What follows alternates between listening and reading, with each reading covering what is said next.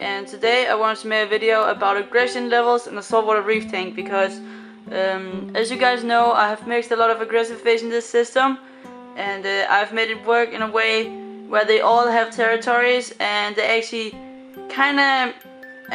thrive pretty well together, and it can actually be pretty hard if you don't do it right.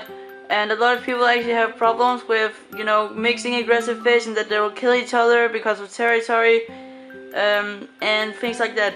And in this video I basically want to talk about how basically the first thing is the size of the tank, why that matters and things like that. Then there's the aquascape. I'll also discuss a little bit why that is very important. Then I will also discuss a little bit about the fish that you actually can mix together and which fish you just never can mix together.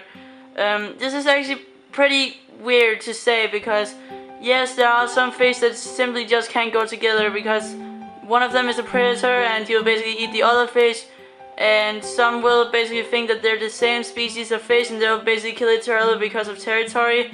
And that is the first thing you guys gotta know. For example, you can't mix two dotty bags together. It's actually really hard to also breed dotty bags because dotty bags are hermaphrodites, so they can actually change their gender depending on you know, its aggression level and things like that. And if it doesn't have any mates, it will basically just be a male. If it does, it might be a female. It basically depends on the size and whatever. But actually dotty bags are actually really hard to breed because if you mix two dotty bags together, they're both hermaphrodites and they have to change their genders, you know. They might just kill each other right away because they don't even think about breeding. They just think about, that is another dotty bag right there, he's going to die, and that's just how it is. But if you actually want to breed dotty bags, you just have to do that multiple times, and then at some point it might actually work. It's kind of weird, but you know, that's how it works. Because in nature they kind of go close to each other, like slowly, and then they might breed that way. But anyway, so you can do that. But a thing that I have had a lot of you know, hate on, which is basically mixing a wrasse, a 6-line wrasse with a dotty bag. And as you can see, there is absolutely no problem with this. Like, I know why people get so mad at me because of that, and that is basically because wrasses and dotty bags actually kind of remind of, well, they are pretty similar to each other because they do have the same territory sort of thingies, but they swim the same way. You know, they hunt for prey the same way, and you know, they're pretty similar to each other, and they just look like each other. And wrasses are like dotty bags. If there's another wrasse, they're basically going to kill them. If there's another species, or well, the same species of wrasse as them, he's basically going to kill them. I actually think you can mix two different species of wrasses together without any problems, but else you should basically just keep away from mixing wrasses. So you know, that in this system they don't really hunt each other. Of course, they sometimes just, you know, nib at each other and things like that, and like you just saw before. But you know, that is basically just how it is in an aggressive tank. Your fish are going to be, you should get fish that are very hardy, because if they can't tolerate the fact that they're going to get nipped, you know, they're going to die. And typically aggressive fish can actually tolerate that because they're you know, more hardy, whereas peaceful fish actually can have problems with that. So you gotta remember that. But you know, the 6-line wrasse is does have the same territories as the dotty bag, and it's basically because they're both like sort of cave dwellers, and they really like to have some sort of territory in a cave because that's where they breed and things like that. My dotty bag has his territory in that cave right there. He loves that cave. I don't know why, but he has always loved that cave. And then there's a little tunnel that goes through here, right underneath the frog spawn where he actually usually sleeps. My wrasse has territory all the way down here because underneath this rock there's another cave, and under that he'll basically make a bubble of mucus and he'll like sleep in that, which is kind of cool. It's a really cool behavior. And he also keeps himself more at the higher parts of the tank, that's up here, you know. So he has this territory and a little bit of the territory in the back right here. So now we have figured out, alright, these fish have developed their territories, you gotta find out what, you should add your aggressive fish slowly. That's another thing. Add one fish at a time, find out what territory they have, like look at them, where do they swim around. The places that they constantly patrol is typically where they have their territory. So my res has territory right here and here, and my dotty bag has territory up here. So we gotta figure out. All right, now we got a good sized tank right here. We got a 20-gallon tank. Oh, well, that's not a very good size, but so there isn't really room for a lot of territory. So we gotta figure out, is there any fish that don't need that much territory? So the first thing I thought was claggy clownfish, and the claggy clownfish basically seems to stay at their anemone or their coral. My big claggy, which is the female, loves my Duncan coral. That is her territory right here. This is her territory. The small one, the small claggy, he's swimming back there.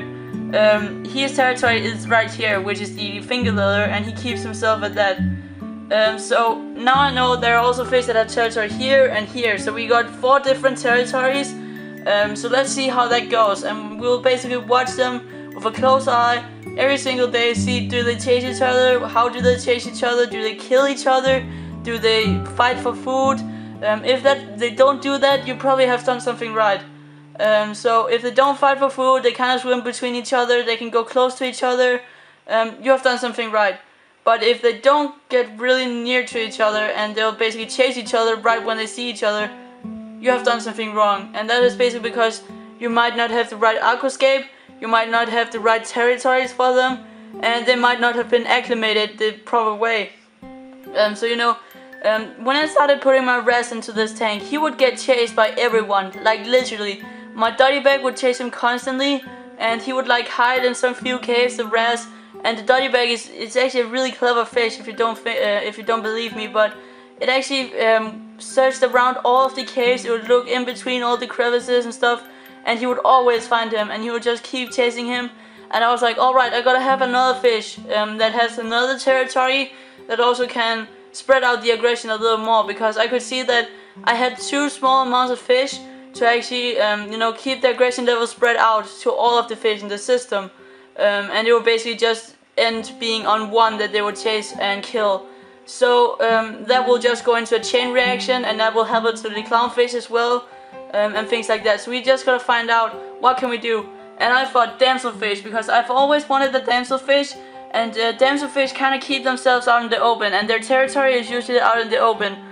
You can see here my claggy always chases my damsel, and that's just how it is.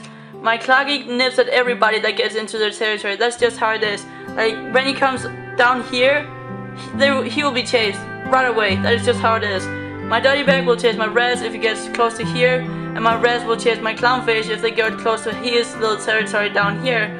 And you'll see them constantly chasing each other like in a African cichlid tank, but that doesn't hurt the fish. You gotta understand that that's just how it is. It's also like that in nature.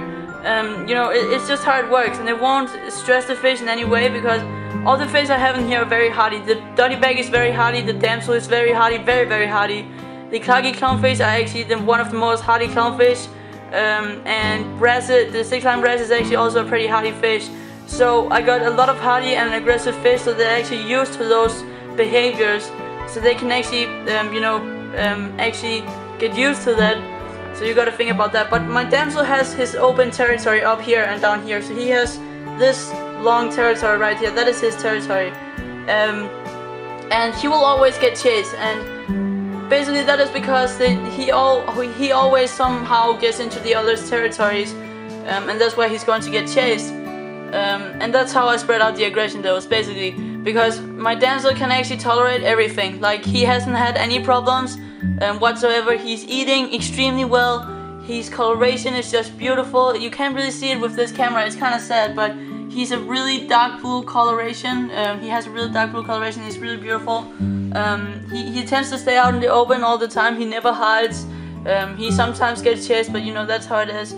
So I hope you guys got a little bit of help from this video, and I hope you guys got some new ideas for some aggressive, semi-aggressive reef tanks, because it's actually really cool. I really like aggressive fish.